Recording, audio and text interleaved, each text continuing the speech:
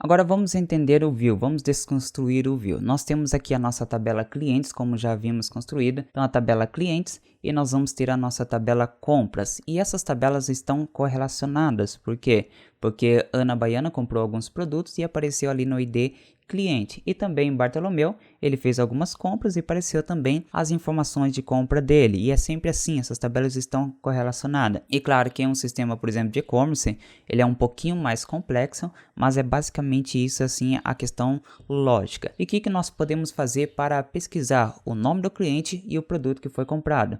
Nós podemos fazer o seguinte, colocar um select clientes.nome, compras e da tabela produto. Então nós estamos captando informações de nome da tabela clientes e a informação de produto da tabela compras. E agora nós estamos pesquisando da tabela clientes e da tabela compras. Nós vamos juntar as informações entre elas, por isso que nós temos a palavra join. Agora nós vamos dizer qual é a relação entre elas. Então a relação é da tabela clientes com a coluna ID cliente da tabela compras e nós vamos pesquisar o cliente que possui o ID 1. Então nós vamos obter a seguinte informação, ele vai fazer uma pesquisa em toda a nossa tabela e vai retornar essa tabela com essas informações, o nome do cliente e todos os nossos produtos. E aqui nem precisávamos colocar o nome do cliente, porque nós estamos pesquisando através do ID, mas eu coloquei aqui para você ver um exemplo. E agora o que nós podemos fazer? É criar uma tabela virtual com essas informações já seletadas. Em vez de fazer toda hora fazer uma pesquisa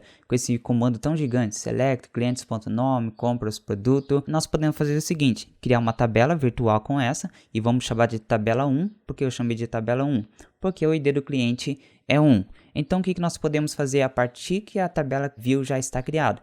Simplesmente nós podemos fazer select product from tabela 1. Já nem precisa mais executar aquele comando gigante, porque a nossa tabela view já está criada. E para criar uma tabela virtual é bem simples, nós colocamos create view, o nome da nossa tabela, que vai receber o novo nome, as, e agora nós colocamos todo o nosso select. Pronto, a partir deste momento já vai criar uma nova tabela e agora nós podemos fazer o select dessa tabela virtual somente com um comando bem mais simples, select product from e o nome dessa tabela virtual, tá ok?